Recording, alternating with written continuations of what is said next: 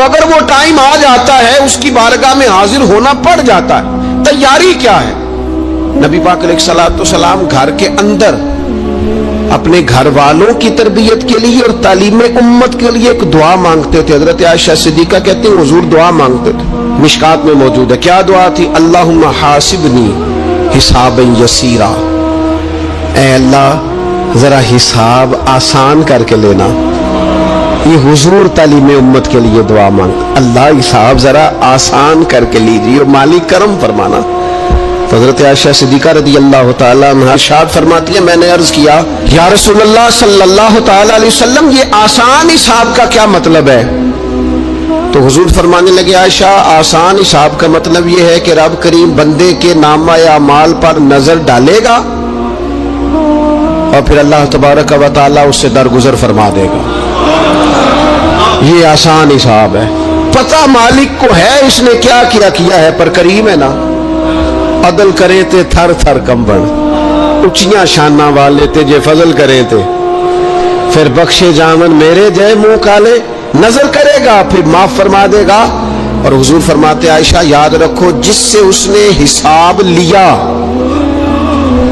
وہ پھر بڑی مشکل میں آ جائے گا، اس کے لیے مشکل ہو۔ اللہم حاسبنی حسابا یسیرا، اے اللہ تو حساب ذرا آسان کر کے لینا، ذرا آسان کر کے۔ اس لیے تعلیم امت کے لیے کہ امت کے دل میں خیال پیدا ہو کہ حساب دینا ہے، تو نے حساب دینا ہے، تو نے اپنے مال کا حساب دینا ہے، تو نے اپنے لفظوں کا حساب دینا ہے، تو نے معاملات کا حساب دینا ہے۔ تو جس کرسی پہ بیٹھا ہے، تو کلرک ہے یا صدر ہے، تو نے اپنی اس نشست کا حساب دینا۔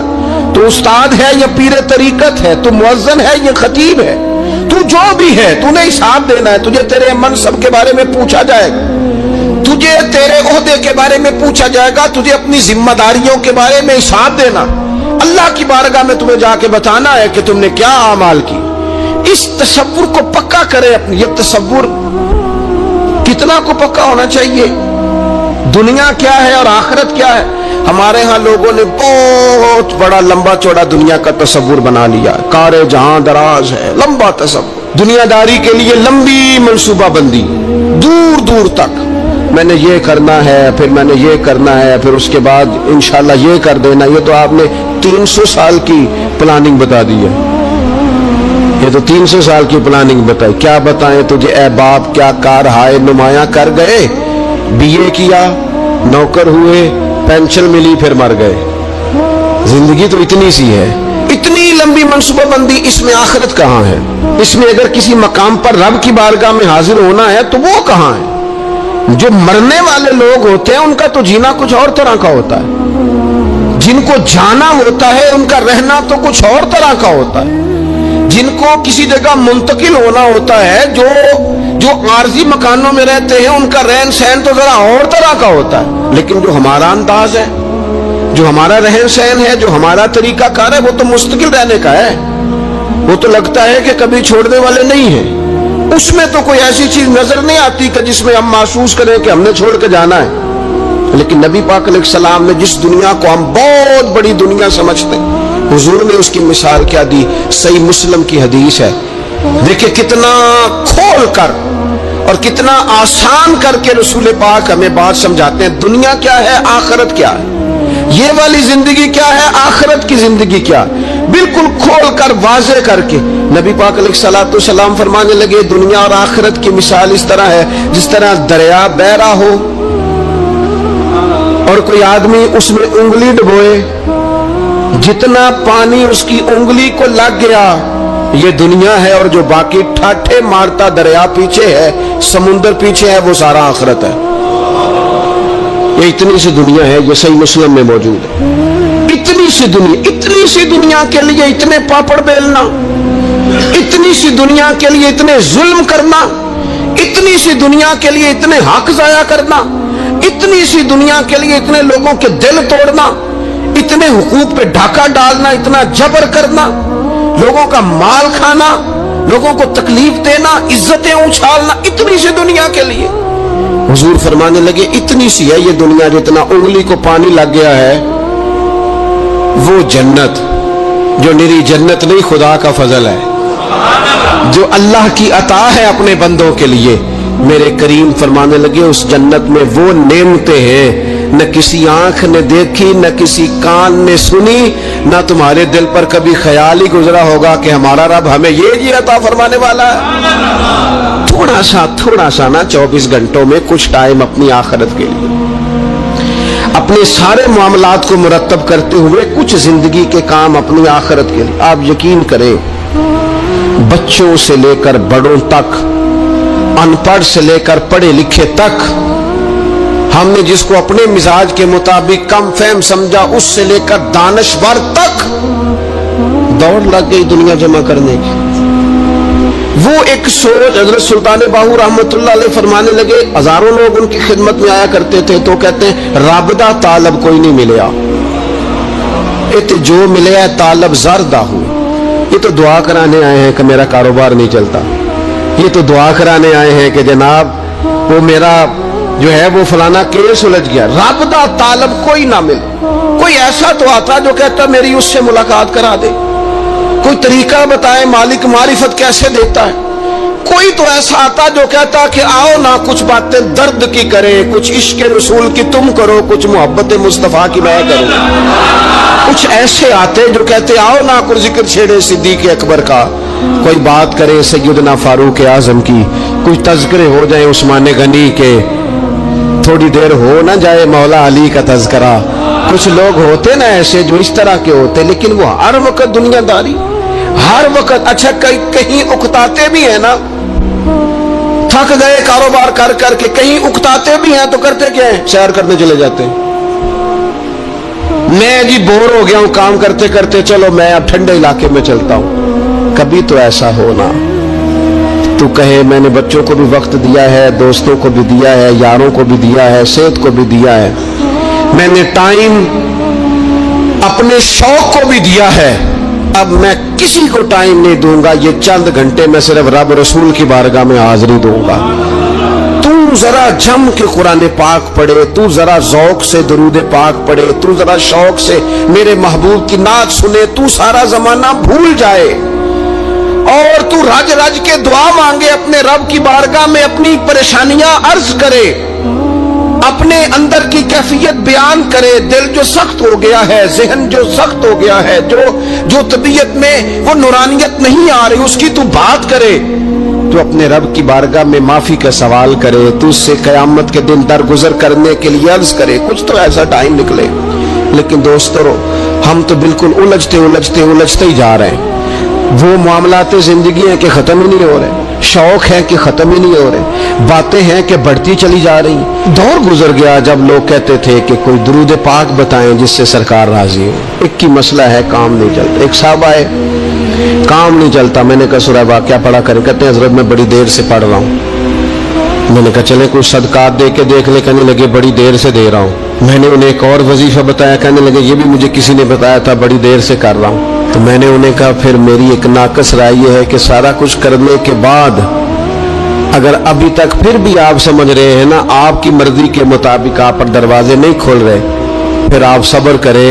جو میرا رب چاہتا ہے اس پہ راضی رہ کے دیکھیں, پھر ذرا راضی رہ کے دیکھیں, پھر دیکھیں کہ مالک کا فیصلہ کیا ہے. وہ آپ کے حق میں کوئی رحمت والا فیصلہ ہی فرمائے گا, پھر ذرا انتظار کر کے دیکھیں, پھر ذرا صبر کر کے دیکھیں. پھر وہ کہتا وبشر الصابرین, محبوب یہ جنہوں نے صبر کیا ہے انہیں میری رحمت کی خوشخبری سنا دو. پھر وہ کہتا ہے باقیوں کے پاس مال ہوگا, دولت ہوگی, اقتدار ہوگا, بڑا کچھ ہوگا, ان اللہ مع الصابرین, صبر کرنے والوں کے ساتھ رب کریم ہوگا. پھر ذرا ٹھہر ہی جائیں, پھر تھوڑا حوصلہ ہی کر لیں, پھر اس کے فیصلے کا ذرا انتظار کر کے دیکھیں. ہم نہ من چاہیے زندگی کے پیچھے پریشان ہیں اپنی آخرت کے, اور آخرت کرتی کیا ہے. جب آپ کا آخرت پر یقین پکا ہو جاتا ہے نا, پھر لازمی طور پر انسان کے اعمال سنورتے ہیں. آپ یقین کریں سنورتے ہیں, 100% سنورتے ہیں. آپ آخرت پر جتنا یقین, حضرت عمر کا آخرت پر یقین پکا تھا نا, دنیا میں مکان ہی کوئی نہیں بنایا, پکا تھا. سیدنا مولا علی شیر خدا امیر المومنین بھی ہو گئے تو طامت پھر بھی پھٹی ہوئی تھی. پکا یقین تھا نا کہ اللہ نے ہمارے لیے آگے بڑی نعمتیں تیار کی ہوئی ہیں. حضور نے آ کے فرمایا تھا نا کہ عمر میں تیرا گھر دیکھ آیا ہوں جنت میں, یقین پکا تھا نا بڑا کچھ ملنے والا ہے. تو جن لوگوں کا پکا ہونا کہ میرا دیش میں گھر ہے وہ پردیش میں بلڈنگیں نہیں بنایا کرتے, ان کو پتا تھا کہ ہمارے دیش میں گھر بنے ہوئے ہیں, لہذا یہاں وہ کسی پریشانی کا شکار. اور دوسرا, جب بندے کا آخرت پر یقین پکا ہو جاتا ہے نا, ایک بات آپ نے ضرور ذہن میں رکھنی ہے.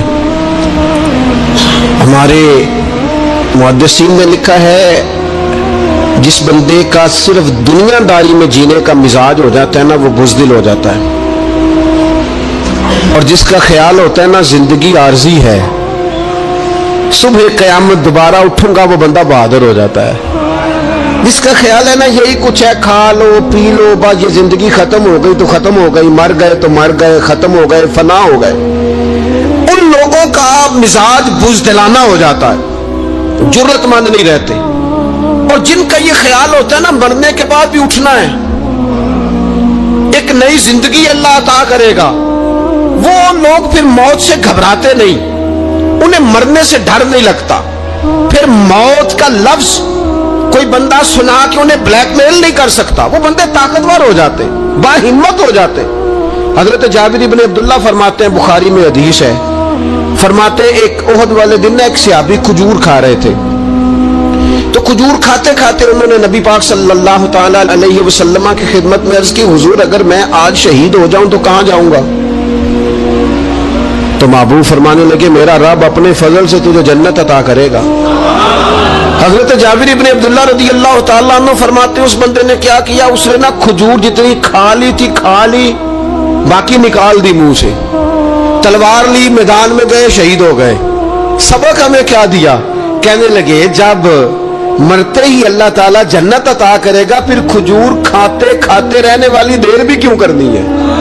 پھر چھوڑو, جنت میں جا کے اللہ کے دیے ہوئے انعام کھائیں گے. کھجور کھانے کی بھی دیر برداشت نہیں کی. یہ آخرت کا اجر, آخرت میں رب کی بارگاہ میں کھڑے ہونے کا تصور بندے کو طاقتور کر دیتا. وہ بزدل, اقبال کیا کہتے ہیں؟ اقبال کہتے ہیں موت کو سمجھے ہے غافل اختتام زندگی, یہ ہے شام میں زندگی, پھر صبح دوام زندگی.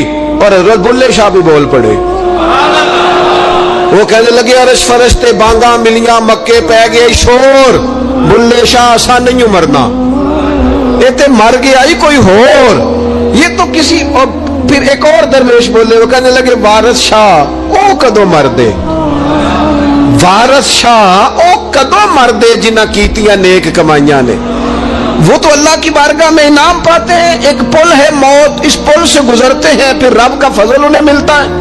میں کئی دفعہ کہہ چکا ہوں, پھر کہتا ہوں, یہ جب بہت ٹینشن بن گئی نا, ڈپریشن بہت بڑھ گیا, کووڈ-19 کے دن تھے, کرونا کے, تو مجھے ایک سرکاری ادارے میں بلایا گیا جہاں اس عملے کو میں نے گفتگو کرنی تھی, اس عملے سے جو مریضوں کو دیکھ رہا تھا. کہنے لگے مجھے وہاں کے جو ہیڈ تھے, کہنے لگے پیر صاحب بڑا ڈپریشن بڑا ہے, لوگ ڈر رہے ہیں, وقتی طور پہ خوف بھی بڑا تھا. تو میں نے ایک صاحب سے وہاں کہا کہ اتنا خوف کس بات کا؟ کہنے لگے جی مجھے تو زیادہ ہجوم آ جائے تو میرا سانس نہیں نکلتا, تو قبر میں تو کھڑکی کوئی نہیں, تو تصور سوچ سوچ کے میں ڈرتا ہوں. تو میں نے کہا ڈاکٹر صاحب ماں کے پیٹ میں جو رب آکسیجن دیتا ہے وہ قبر میں بھی دے گا. تو انہوں نے آپ کی طرح سبحان اللہ نہیں کی, کیونکہ وہ ڈاکٹر صاحب تھے نا, سیانے بندے کو سمجھانا بھی کافی سیانے بندے کا کام ہے, وہ زیادہ سیانے تھے.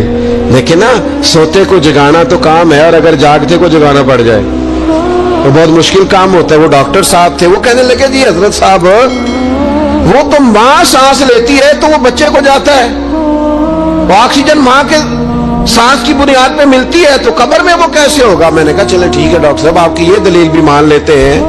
وہ جو انڈے سے بچہ نکلتا ہے وہ چاروں جانب کوئی سوراخ ہوتا ہے. ڈاکٹر صاحب نے قلم چھوڑ دیا, رکھ دیا. میں نے کہا چلو یہ بھی بتاؤ زندہ ہی نکلتا ہے؟ کہنے لگے بالکل. تو میں نے کہا سونا بھی نکلتا ہے؟ کہنے لگے بڑا ہی پیارا ہوتا ہے. میں نے کہا انشاءاللہ جب ہم قبروں سے نکلیں گے مصطفیٰ کا صدقہ, یوم نحشر المتقین الی الرحمن وفدا, رب کہتا ہے تم جب نکلو گے نا قبروں سے, متقی مومن جب نکلیں گے تو رب کی بارگاہ میں مہمان بنا کر پیش کیے جائیں گے. رب دے پرونے ہون گے قیامت میں, وہ مہمان بنا کر پیش کیے جائیں گے اللہ کی بارگاہ. مہمان بنا کر. دوستو قبر صرف دوزخ کا گڑھا نہیں ہے, دوزخ کا گڑھا بھی, لیکن اس کے لیے جس نے دنیا میں رہ کے صرف دنیا اکٹھی کی, آخرت کے لیے جمع کچھ نہیں کیا, اور جس نے یہاں رہ کے وہاں کے لیے کوشش کی, صبح سے شام تک ڈرا کہیں میرا رب ناراض نہ ہو جائے, کہیں حضور کی بتائی ہوئی حدیں معاذ اللہ مجھ سے کراس نہ ہو جائے, جس نے محتاج زندگی گزاری اس کی قبر گڑھا نہیں, کھڈا نہیں, بلکہ حضور فرماتے ہیں روضۃ من ریاض الجنہ, اس کی قبر تو باغ ہے, باغ. ایک منٹ کے لیے صرف سوچنا, بندہ فوت اور سیدھا اسے باغ میں چھوڑا ہے کوئی, باغ ہے قبر, باغ. اور باغ بھی معمولی نہیں, معمولی کیاری نہیں, روضۃ من ریاض الجنہ, جنت کے باغوں میں سے باغ. اور باغ اتنا سونا ہے جس میں آنکھ کھلے گی تو پہلی زیارت ہی مدینے والے رسول کی نصیب ہوگی. خوف آتا ہے وہاں جاتے ہوئے. پہلے بھی میں نے کہا تھا, پھر کہتا ہوں, او مرحوم آسی نے کہا تھا آج پھولے نہ سمائیں گے کفن میں آسی, او قبر کی رات ہے ان سے ملاقات کی رات. آج تو ملاقات. تو یہ جو عقیدہ آخرت ہے یہ انسان کو بزدل نہیں کرتا, بہادر کر دیتا ہے. جو لوگ عقیدہ آخرت نہیں رکھتے بزدل ہو جاتے, اور لازمی طور پر بزدل ہو جاتے. اسی طرح یہ جو عقیدہ آخرت ہے یہ صبر و تحمل پیدا کرتا ہے انسانی زندگی میں, پھراؤ پیدا کرتا ہے. انسان محسوس کرتا ہے کہ کل دنیا یہ نہیں, آگے بھی اللہ بڑا کچھ عطا فرمانے والا ہے. اس کے مزاج کے اندر تحمل, بردباری, سکون رہتا ہے. یعنی نہیں بھی اگر کسی مظلوم کو انصاف مل سکا دنیا میں تو وہ پھر بھی بے صبرا نہیں ہوتا, وہ ٹھہراؤ کا شکار ہے. اسے پتا ہے قیامت کے دن بھی ایک عدالت لگے گی, اللہ کی بارگاہ میں جانا ہے. نبی پاک علیہ الصلوۃ والسلام نے فرمایا اگر سینگوں والی بکری نے بغیر سینگوں والی بکری کو تکلیف دی ہوگی تو قیامت کے دن اسے بھی بدلہ دینا پڑے گا. تو یہ تحمل پیدا کرتا ہے, انسان کو ایک حوصلہ ہوتا ہے کہ ساری عدالتیں یہاں نہیں قیامت میں بھی لگنی. جب انسان عقیدہ آخرت رکھتا ہے نا تو پھر اس کے لیے نا رب کے رستے میں خیرات کرنا بڑا آسان ہو جاتا ہے. پھر نہ وہ محسوس کرتا ہے کہ میں نے سارا کچھ یہاں کے لیے جمع نہیں کرنا, کچھ میں نے وہاں کے لیے بھی جمع کرنا ہے. وہ پھر اپنی آخرت کے لیے کچھ نہ ایک بینک آخرت کا بھی بنا لیتا ہے, اس میں بھی کچھ نہ کچھ جمع کراتا رہتا ہے. اسے پتا ہوتا ہے کہ میں نے اللہ کی بارگاہ میں حاضر ہونا ہے, وہاں کی بھی کچھ نہ کچھ تیاری.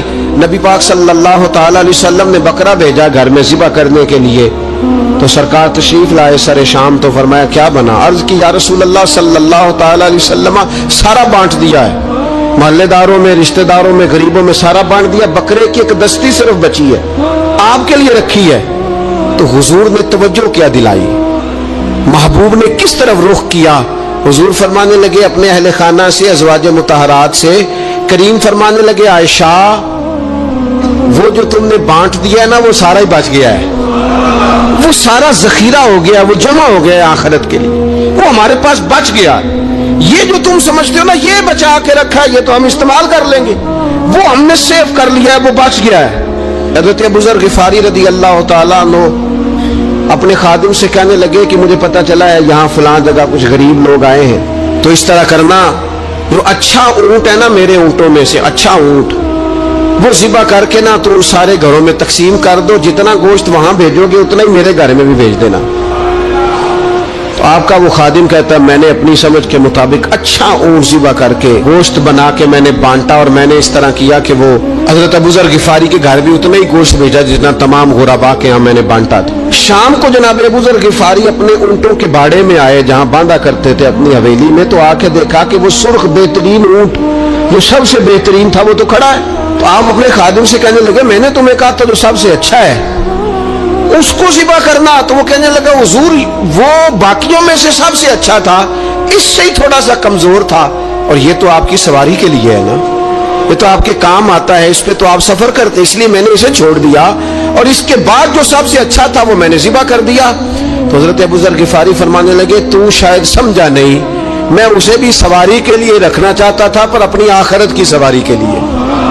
میرا دل تھا وہ جو آخرت میں سفر کرنا ہے نا, دشوار گزار گھاٹیاں ہیں, ان گھاٹیوں کے لیے وہ اونٹ میرے کام آ جائے گا, لہذا میں نے تجھے کہا تھا جو سب سے بہتر ہو وہ دے دینا تاکہ ذرا میری آخرت کی سواری بن جائے. ताकि मैं जखीरा कर लूं। बड़ा दिया बाल बच्चों को, बड़ा दिया बहन भाइयों को, बड़ा दिया दोस्त अहबाब को, बड़े कर्जे दिए इधर उधर, लेकिन सारी जिंदगी दिए। एक मौके पर सिर्फ आपने किसी को इनकार किया ना, एक मौके पर, तो वो पिछले जो 99 दफा आपने दिया होता है वो उसका भी मुनकर हो जाता है। वो कहता है तूने कभी काम ते काम ही नहीं आया, और तूने तो मेरी उम्मीद ही तोड़ दी। वो सारे शिकवे, सारी जिंदगी कहां खर्च कर दी भला, किस मकाम पर। और यहां हाल ये है कि हुजूर फरमाते हैं जब तू सदका देता है तो रब उसे अपने दस्ते कुदरत में लेता है, और इस तरह तुम्हारे सदके को पालता है जिस तरह तुम अपने घर में बछड़ा नहीं पालते। इस तरह सुबह कयामत तुम्हें वो नतीजे के तौर पर पला हुआ सदका मिलेगा। हम अपनी आखिरत को चूंकि उस लेवल पर यकीन नहीं लाते इल्ला माशाअल्लाह, लिहाजा उसकी तैयारी के लिए जखीरा नहीं करते। अपनी आखिरत की तैयारी के लिए जखीरा करें और कोशिश करें कि और ये अकीदा अपनी औलादों में, अपने मुताल्लिकीन में, अपने अहबाब में इसको रासिख करें। कोई ना कोई बात अकीदा आखिरत की, क़यामत की जरूर उसका तज़किरा करें। इन बातों को अपनी जिंदगी का हिस्सा बनाएं। अगर अकीदा आखिरत ना हो तो दुनिया की सारी चीजें वैसे ही लोगों को अजीब लगने लग जाएं। अगर कोई कयामत ही कायम ना हो तो मजलूम रह गया, जालिम ने तो फिर जुल्म ही कमाया, वो तो फिर दंदनाता फिरेगा। तो रब कहता है अयहसबुल इंसान अन युतरका सुदा, क्या इंसान समझता है कि इसे यूं ही छोड़ दिया जाएगा, कोई इसे आजाद ही छोड़ दिया जाएगा, कुछ पूछा ही नहीं जाएगा। सुबह कयामत सवाल होंगे, रब की बारगाह में हाजिरी होगी, अल्लाह के हुजूर सवालात के जवाब देने होंगे। लिहाजा अपनी जिंदगी के आमाल को मुरत्तब करते वक्त, कोई भी काम करते वक्त एक तसव्वुर जरूर जहन में रखे कि मुझे सुबह कयामत इसका हिसाब देना है। ये जो जवाबदही का तसव्वुर होता है ये इंसान पर पहरेदार होता है, ये उसको मजबूत करता है, उसकी अकीदे की बुनियादें उसके अमल को ताकतवर कर देती हैं। लिहाजा अकीदा आखिरत अपने बच्चों में, आने वाली नस्लों में, आप देखें हुजूर ने ये अकीदा आखिरत मजबूत कर दिया था ना, तो फिर सैयदा फातिमा ज़हरा ने कच्चे मकान में सारी जिंदगी गुजार दी। फिर महबूब पाक ने देखा कि वो ऊंट के बालों की बनी हुई चादर ओढ़ के चक्की पीस रही हैं, तो महबूब ने ये नहीं फरमाया कि अल्लाह आसानी कर देगा, अच्छा वक्त आ जाएगा, तो फिक्र न करना, ये मुश्किल ना। महबूब करीम ने फरमाया फातिमा दुनिया में थोड़ी मुशक्कत बर्दाश्त करो, अल्लाह आखिरत की सारी सादतें आपको ही अता फरमाएगा। गोया करीम ने फरमाया आपको यूं ही जिंदगी गुजारनी है, यही तर्ज रखनी है, इसी तरह ही आपको वक्त गुजारना है। जो आराम का वक्त है वो अल्लाह ताला जन्नत में अता करेगा।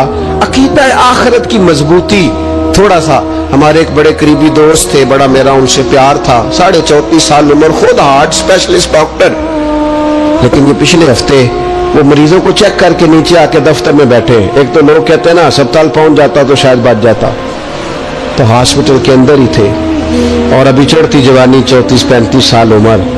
लेकिन कमाल ये था कि मेरे जैसे कई लोगों ने भी आंसू इसलिए बहाए कि इतनी चढ़ती जवानी में, इतने खूबसूरत माहौल के अंदर भी उन्होंने मिजाज खैर खाई का बनाया हुआ था। हर शख्स से उसने कलाम और रब रसूल की तरफ अपना लगाओ, नमाज की पाबंदी, जब भी हाल पूछना तो कहते थे अल्लाह और उसके रसूल का फजल है।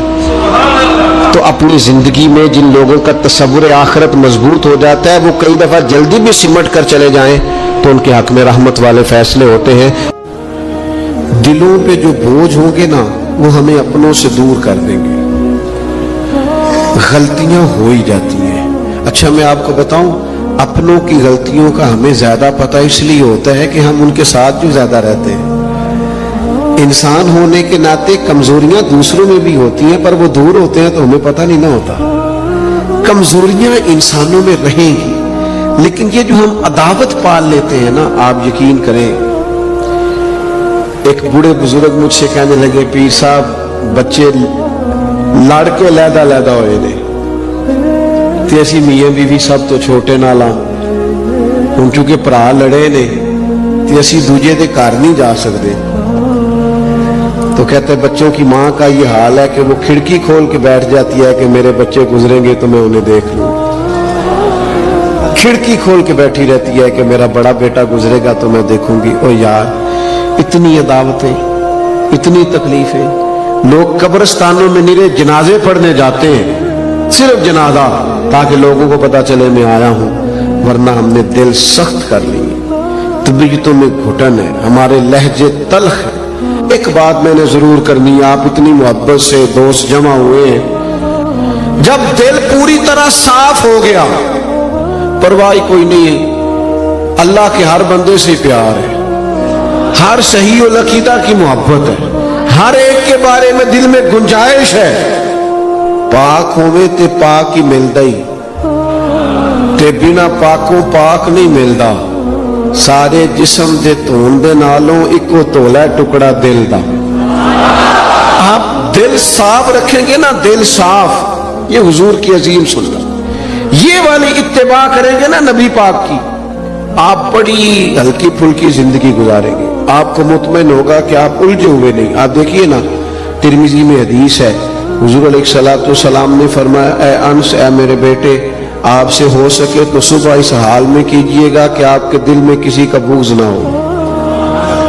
और हुजूर फरमाने लगे, ये मेरी सुन्नत है, दिल में बुग़्ज़ ना रखना, ये मेरी, बोलिए, ये मेरी सुन्नत है। और मेरे अजीज, दिल में सफाई सुथराई, सहाबा फरमाते हैं, हज़रत अब्दुल्लाह इब्न उमर फरमाते हैं, हम एक दिन ना हुजूर की बारगाह में बैठे थे, 2-3 लोग, दरवाजे पे दस्तक हुई, तो नबी करीम ने फरमाया, दरवाजा खोलो, जो बंदा दरवाजे पे आया जन्नती है। कहते हमारा तो रश्क से हाल ही कोई नहीं था जिसे हुजूर ने जन्नती कह दिया। दरवाजा खोला तो बंदा बड़ा सादा सा, ताजा ताजा उसने वुजू किया है, पानी के कतरे दाढ़ी से गिर रहे हैं, जूते उसने बगल में दबाए हुए, आके हुजूर की खिदमत में बैठा, कोई काम कहा, फिर वो रुखसत हो गया। कहते हैं हमें बड़े रश्क आया कि यार कमाल आदमी है, हुजूर ने जन्नती फरमा दिया, ये तो कमाल हो गई। फरमाते इत्तेफाक की बात यह कि अगला दिन आया, वही टाइम, वही वक्त, उसी तरह हम बैठे थे, फिर दस्तक हुई, हुजूर ने फरमाया, खोलो दरवाजा, जो आया है वो जन्नती है। कहते हैं अब तो हाल ही कोई नहीं था हमारा तड़पने वाला, इसलिए कि दरवाजा खोला तो बंदा भी वही था जो कल आया है। ओ हुजूर तो इशारातन कह दें तो जिसे नबी पाक ने 2 दफा कह दिए। मुस्नद इमाम अहमद बिन हंबल में रवायत मौजूद है, फरमाते हुस्न इत्तेफाक के 3रा दिन, वही टाइम, वही वक्त, उसी तरह हम बैठे थे, दरवाजे पे दस्तक हुई, महबूब फरमाने लगे, खोलो, वही जन्नती आया है। फरमाते हमारा हाल नहीं था कोई उस पर नाज करते, रश्क करते, गिब्ता होता। बंदा आया, सादा बंदा, जूते साइड पे रखे, पानी के कतरे दाढ़ी से गिर रहे थे, वो काम किया। जब वो बाहर निकला तो हजरत अब्दुल्ला इब्न उमर कहते हैं, मैं भी इजाजत लेके उसके पीछे हो गया। मैंने कहा, यार 2-3 दिन अपना मेहमान बना लोगे? 2-3 दिन, तो ये बड़ा अजीब काम होता है ना, 2 गलियां छोड़ के किसी का घर हो तो वो कहे मुझे मेहमान बना लो। तो कुछ होते हैं ना ऐसे भी मेहमान, तो बन गए मेहमान, मुझे मेहमान बना लो। कहते मैंने कहा भाई मैं कोई अमीर आदमी नहीं हूं, गरीब हूं, जो रूखी सूखी खाऊंगा तुम्हें भी मिलेगी, आ जाओ। हजरत अब्दुल्ला फरमाते 3 दिन और 3 रातें मैं उसका मेहमान रहा। मैं पता करना चाहता था वो क्या अमल करता है, जिसकी वजह से नबी पाक सल्लल्लाहु ताला अलैहि वसल्लम ने जन्नत की बिशारत दे दी। मैं मालूम करना चाहता था, लेकिन आप फरमाते मैंने कोई ऐसी बात देखी नहीं। वो इशा पढ़ के सोता, फजर की नमाज तक सोया रहता, और मैं तो दरमियान में उठ के तहज्जुद भी पढ़ता था। वो तो सिर्फ करवटें बदलता तो अल्लाह का जिक्र करता, बाकी वो सारी रात उसने इशा से लेकर फजर की अजान तक आराम किया। फरमाते वो तो थोड़े सदकात करता था, मैं ज्यादा करता था।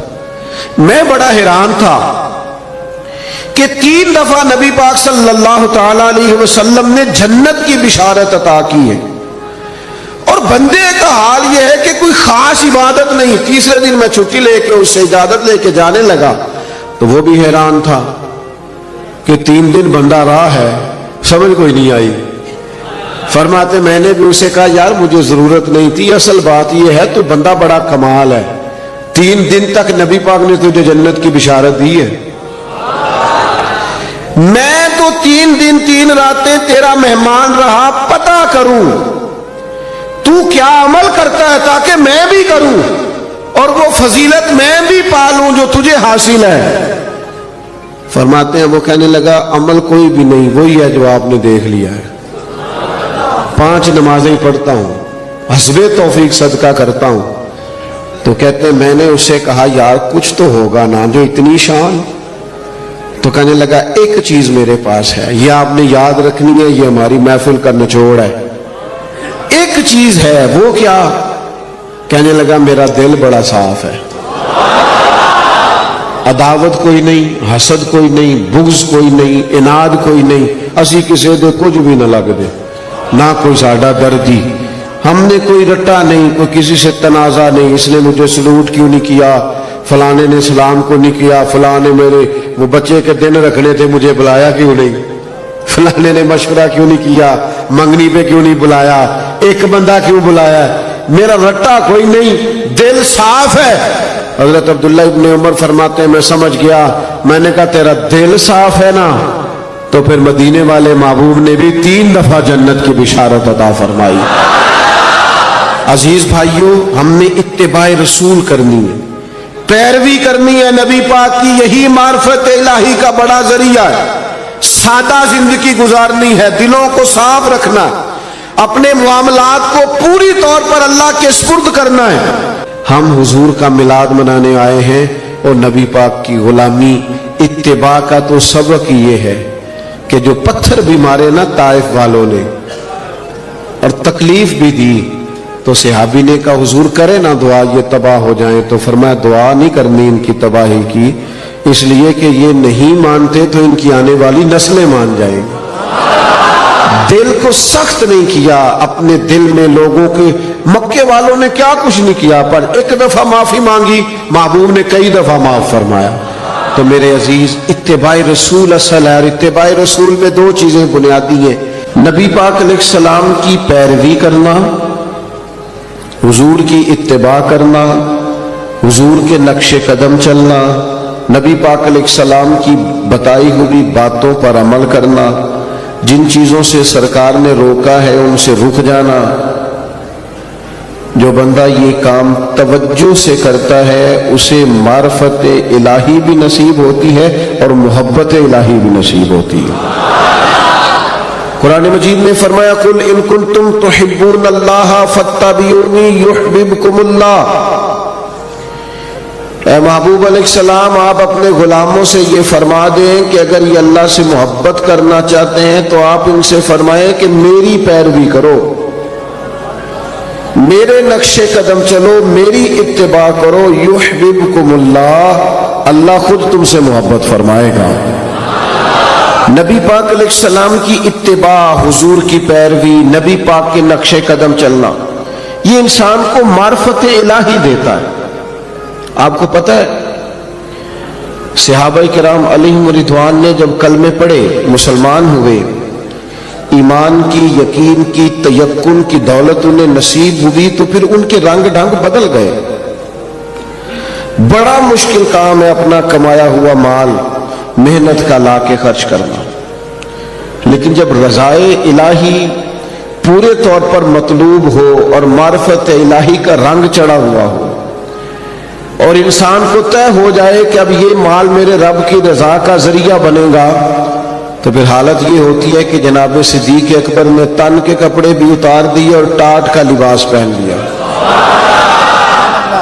تینوں لب دیاں آپ گواچے، سانو اپنی خبر نہ کوئی، ساتھوں تے پارے نے ککھ گلیاں دے، سانو آخ دے لوگ شدائی، اسا لنگ نموس دا ساڑ کے چولا، گل پہنے تاج گدائی، او سجنا اپنا آپ گوایا تاں یار نے چاتی پائی۔ جب آپ کو معرفت الہی کا یہ جذبہ نصیب ہوتا ہے، یہ ذوق نصیب ہوتا ہے، یہ شوق نصیب ہوتا ہے، تو پھر انسان طلب کرتا ہے نبی پاک صلی اللہ تعالی علیہ وسلم نے فرمایا شہید بھلا اللہ کی بارگاہ میں کیا خواہش کرتا ہے؟ اللہ کرے آپ کی زیادہ توجہ میری طرف ہو جائے، ہمارا سارا دھیان لے ہی ہمارا موبائل گیا ہے، شریکہ ہی بن گیا ہے. 2 4 5 لوگ بنا لیں، باقیوں کو دے دیں، اور جس نے بنانی ہے وہ ضرور بنائے، پر بات تو میری سنیں نا. آپ لائیو کومنٹس بعد میں دیکھ لیجئے گا. عزیز دوست میری بات پر غور فرمائیں. جب آپ معرفت الہی تک پہنچ جاتے ہیں تو حضور فرماتے ہیں شہید اللہ کی بارگاہ میں عرض کرتا ہے مالک کبھی ایک دفعہ پھر بھیجے نا دنیا میں، اور پھر موقع ملے نا شہید ہونے کا. تیری جنت میں بڑا لطف ہے، لیکن گویا جو تیری راہ میں سر کٹانے کا مزہ ہے.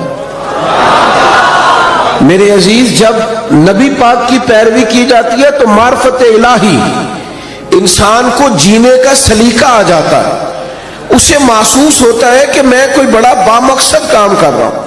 پھر پتھر کھانا، تبلیغ کرنا، جد و جہد کرنا، کانٹوں پہ چلنا، یہ سارے کام مزہ دینے لگ جاتے ہیں. جب کوئی مقصد حیات ہاتھ آ جاتا ہے نا، پھر تھوڑے وقت سو کے بھی انسان نیند پوری کر لیتا ہے، تھوڑے پیسوں پر بھی گزارا ہو جاتا ہے. پھر سادہ لباس بھی ہو، سادہ کپڑے بھی ہوں، مسجد میں سونا بھی ہو، تو حضرت بلال حبشی مطمئن وقت گزارتے ہیں. پھر اطمینان. جب معرفت الہی نصیب ہو جائے، محبت الہی نصیب ہو جائے، حضور علیہ السلام نے معراج سے واپس آ کے فرمایا بلال کیا عمل کرتے ہو؟ یا رسول اللہ کیا ہوا؟ فرمایا میں نے تو جنت میں بھی تمہارے قدموں کی آواز سنی ہے. نبی پاک کی خالص پیروی، اتباع رسول، لیکن شرط یہ ہے کہ انسان تن من دھن سے حضور کی پیروی کرے. وہ چند 2 4 5 چیزوں کا دعویٰ نہ کرے. میٹھا کھانا سنت ہے، مسواک کرنا سنت ہے، داڑھی رکھنا سنت ہے، پگڑی باندھنا سنت ہے، یہ بڑی عظیم سنت ہے، پر سچ بولنا بھی سنت ہے، فاقہ کرنا بھی سنت ہے، دل بڑا رکھنا بھی سنت ہے، دل صاف رکھنا بھی سنت ہے. جو اپنے لیے پسند کرو وہ دوسرے کے لیے پسند کرو، یہ بھی حضور کی دی ہوئی ادا ہے. اپنی مرضی کا ماحول فقط نہیں بنایا جائے گا. جب آپ معرفت الہی کے راستے پہ چلیں گے تو لازمی شرط ہے حضور کی پیروی کریں گے. اتباع رسول کے بغیر کوئی اور راستہ ہی نہیں ہے جو بندے کو اطمینان دے سکے، سکون دے سکے. آپ ایک مطمئن زندگی گزارتے ہیں جب حضور کی پیروی میں. آپ دنیا میں دیکھ لیں، بہت زیادہ مہنگے کپڑے پہننے والے لوگوں سے ملاقاتیں کر لیں، بہت نئے جدید دور کا فیشن اوڑھنے والے لوگوں سے آپ مل لیں، وہ بیچارے بے چین ہی بڑے رہتے ہیں. 98 لوگوں نے کہہ دیا تیرے کپڑے ٹھیک لگ رہے ہیں، اور 2 نے بھی یہ نہیں کہا غلط ہے، ٹھیک نہیں، انہوں نے کہا بات ٹھیک ہے. لیکن یہ بیچارے پریشان ہو گئے ہیں کہ پتہ نہیں صحیح ہے کہ نہیں. حالانکہ 2 بندوں نے صرف ہلکا سا یہ کہا ہے کہ بات ٹھیک ہے، مناسب ہے، کیونکہ وہ گڈ بک میں آنا چاہتا ہے. وہ صرف دنیا کی زندگی جینا چاہتا ہے. المال والبنون زینت الحیات الدنیا، یہ صرف دنیا کی زینت چاہتا ہے.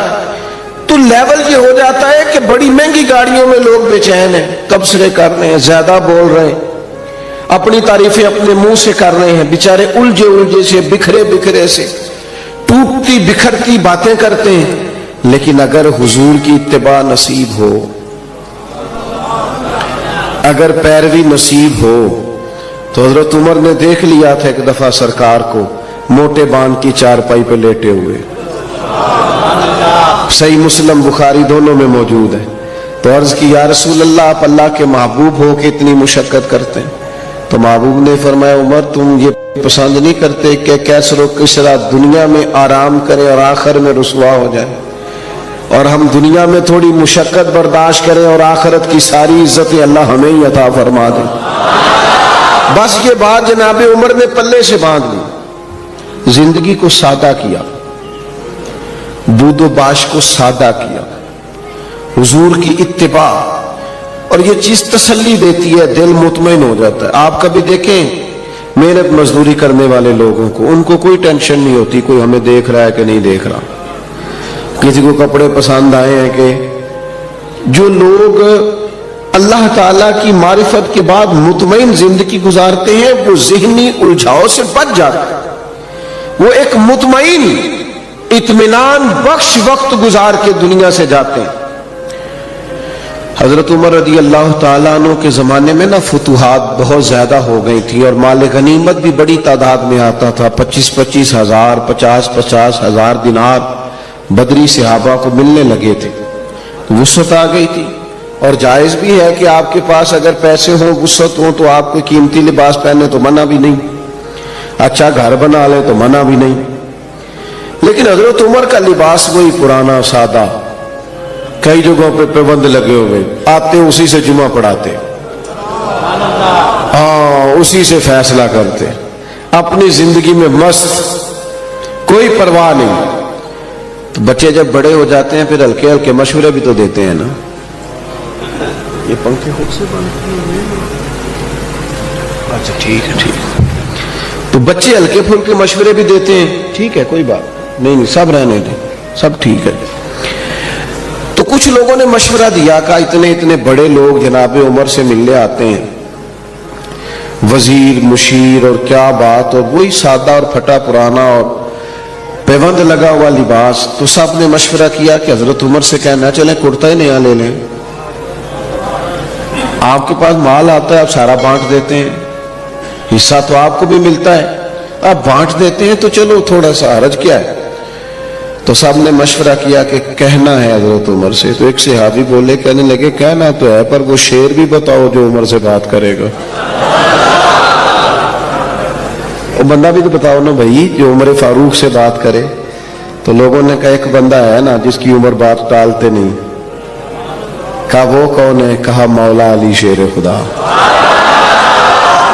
حضرت عمر ان کی بات نہیں ٹالتے۔ لوگوں نے حضرت علی شیر خدا کی خدمت میں عرض کی کہ حضور آپ کہیے نا جناب عمر سے کہ اب حالات بدل گئے ہیں، لوگوں کے پاس وسعت آئی ہے۔ حضور علیہ السلام کے زمانہ مبارکہ میں ظاہری طور پر، ورنہ تو بڑی وسعت تھی، ظاہراً اتنی وسعت نہ تھی۔ جناب صدیق اکبر کا زمانہ بھی کچھ ایسا ہی تھا، تو اب تو بڑا مال غنیمت آتا ہے اور حالات اور کے اور ہیں، تو حرج کیا ہے اگر نیا کرتا لے لیا جائے؟ تو حضرت علی کہنے لگے بالکل تمہاری بات ٹھیک ہے، توجہ ہے نا آپ کی، اور عمر سے کہنا بھی چاہیے، پر فرمانے لگے یہ بھی مجھے پتہ ہے میں کہوں گا تو وہ مان لیں گے، پر یہ تمہیں بتاؤں میں نے کوئی نہیں کہنا، میں نہیں کہوں گا کیونکہ میں عمر کی طبیعت کو جانتا ہوں۔ کہا پھر کیا کریں؟ فرمایا سیدہ عائشہ صدیقہ سے کہو، وہ ماں ہے نا مومنوں کی، حق رکھتی ہیں نا۔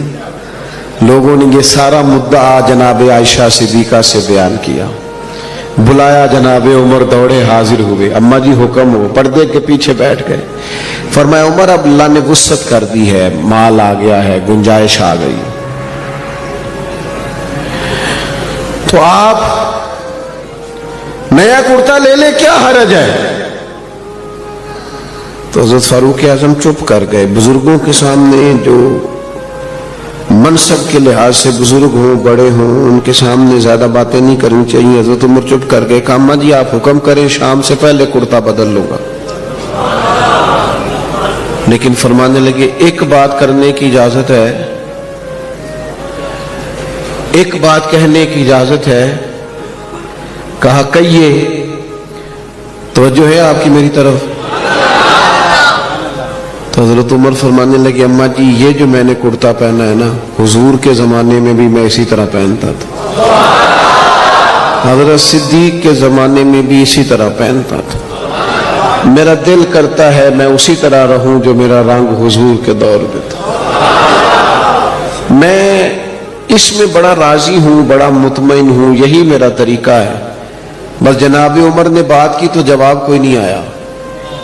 تھوڑی دیر کے بعد جناب عائشہ صدیقہ کے رونے کی آواز آئی اور جناب عمر فاروق سے فرمانے لگی آپ جائیے، جو صحابہ نے فرمایا تھا وہ بھی ٹھیک ہے، پر جو آپ کہہ رہے ہیں وہ تو بالکل ہی ٹھیک ہے۔ اس لیے کہ معرفت الہی، محبت الہی، توکل، صبر، شکر، قناعت، خودداری، عزت نفس پیدا کرتی انسان کو یہ چیزیں پیدا کرتی اور یہ حاصل کیسے ہوتی ہے؟ فاتبعونی، حضور کی پیروی سے، نبی پاک کی غلامی سے، نبی پاک کے نقش قدم چلنے سے ہم صرف اور صرف اس زندگی میں مطمئن رہ سکتے ہیں جو زندگی ہمیں مدینے والے محبوب نے عطا فرمائی۔